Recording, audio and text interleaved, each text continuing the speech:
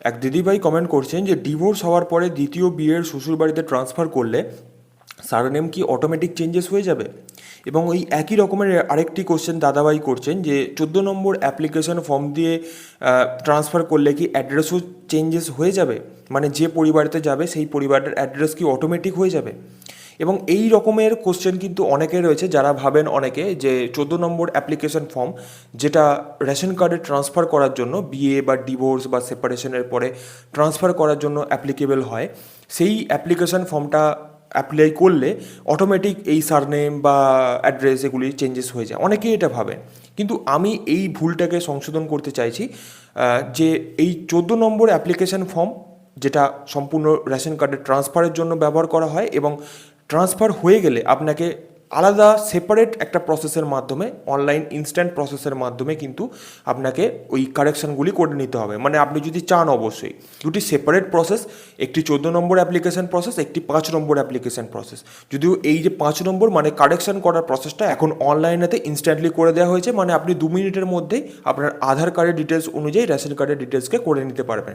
তবে এই টাইপের যে সমস্ত কেস আমার সামনে আসে, আমি প্রত্যেককে পার্সোনালি রেকমেন্ড করি যে আপনারা আপনাদের বিয়ের পরে, সেপারেশনের পরে বা ডিভোর্সের পরে অবশ্যই আপনার যে নামের সারনেমটা চেঞ্জেস করবেন না। অ্যাড্রেস আপনি চেঞ্জেস করতে পারেন যতবার খুশি, কিন্তু সারনেমকে চেঞ্জেস করবেন না, এটাতে ডকুমেন্টেশনে সমস্যা হয়।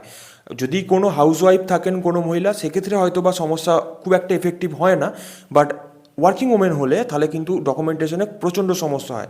Like bank details, PF, provident fund বা ইএসআই বা আপনার ওই প্যান কার্ড বা আপনার যদি জিএসটি থাকে বা আইটি ফাইল যদি থাকে বা আপনার পাসপোর্ট যদি আগে থেকে থাকে বাবার বাড়ি থেকে, সেক্ষেত্রেও সমস্যা হয়। জমি জমার ক্ষেত্রে সমস্যা হয়। হায়ার এডুকেশনেও তো যে সার্টিফিকেটগুলি থাকে সেখানেও তো সমস্যা হয়। তো বিভিন্ন ডকুমেন্টেশনে কিন্তু সমস্যা হয়। সেই জন্য আমি প্রত্যেককে রেকমেন্ড করি পার্সোনালি যে আপনারা বিয়ে, ডিভোর্স বা সেপারেশনের পরে নিজেদের নাম মানে সারনেম বা টাইটেলকে চেঞ্জেস করবেন না। যেমন আছে অ্যাজ ইট ইজ ছেড়ে দিন, আপনার বাবার বাড়িতে যা ছিল সেটাই রেখে দিন না, কোনো সমস্যা নেই। আজকালকার যুগে এটা কোনো ব্যাপার নয়, সেটাই রেখে দিন, কোনো ব্যাপার না।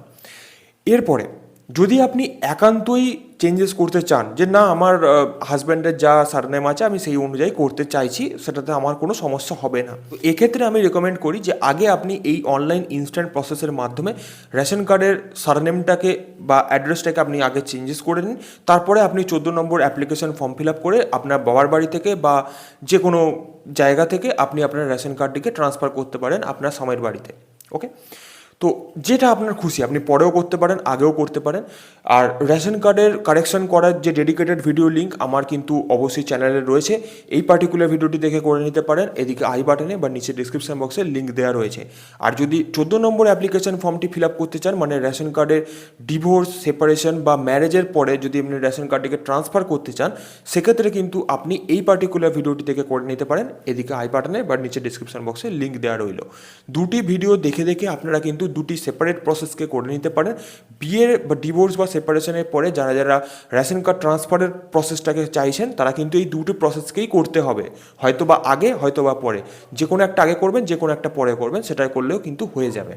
এরপরে আমি ধরে নিয়েছি যে আপনার রেশন কার্ডটি ট্রান্সফার হয়ে গেছে এবং রেশন কার্ডটি কারেকশন হয়ে গেছে, আপনার রেশন কার্ডটি এখন সম্পূর্ণ ঠিকঠাক রয়েছে, আপনার অ্যাজ পার আধার আপনার মনের মতো রয়েছে।